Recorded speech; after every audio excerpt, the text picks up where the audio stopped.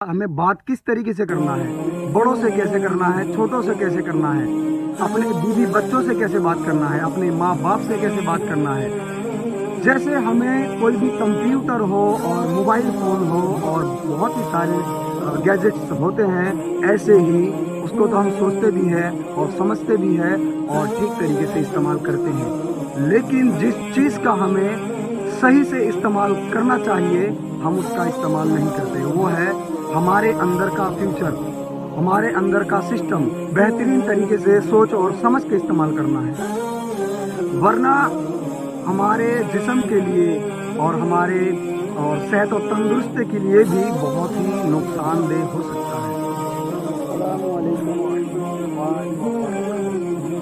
एक मोबाइल के अंदर जो फीचर होता है, सिस्टम होता है, उस सिस्टम को सबको जानने की ज़रूरत है। जो मोबाइल चलाता है, जो कंप्यूटर चलाता है, उसको उस कंप्यूटर के बारे में जानना बहुत ही ज़्यादा ज़रूरी होता है। उस सेटिंग्स के बारे में जानना बहुत ज़्यादा ज़रूरी होता है।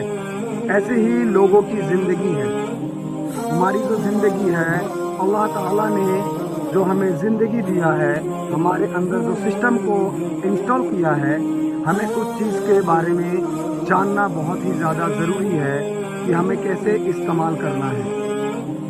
कैसे इस्तेमाल करना है? अगर हमें गुस्सा आया है तो हमारे गुस्से का इस्तेमाल हमें कैसे करना है, कब हमें शांत होना है, कब हमें सब्र करना है और कब सब्र नहीं करना है। ऐसे ही जो हमारे आँखें हैं, इसका भी इस्तेमाल सोच समझ कर करना है। कैसे करना है? अगर हम इसको सही तरीके से इस्तेमाल नहीं करेंगे, हमारे लिए बहुत ही ज़्यादा नुकसानदेह हो सकता है।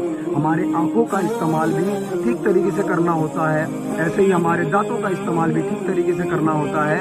और ऐसे ही हमारे अंदर जितने भी सिस्टम है, सोच और समझ है, अल्लाह ताला ने जो इंस्टॉल किया है, हमें उस फ्यूचर के बारे में जानना ज़रूरी है कि हमें ये कब और कैसे इस्तेमाल करना है। सही तरीके से इस्तेमाल करने की ज़रूरत है। हमें सुनना कैसे है, हमें समझकर किस तरीके से हमें फैसला करना है। जैसे मोबाइल का फ्यूचर हमें जान करके ध्यान से बिल्कुल सही तरीके से इस्तेमाल करना होता है, ऐसे ही हमारे अंदर का जो सिस्टम है, उसको बिल्कुल, शायद मैं आप लोगों को समझा पा रहा हूँ मेरी बात कि मैं क्या कहना चाहता हूँ। आप सब समझदार हो, आप ज़रूर मेरी बात समझे होंगे इंशाअल्लाह। मेरे इस वीडियो को सदका जारिया समझकर शेयर करें।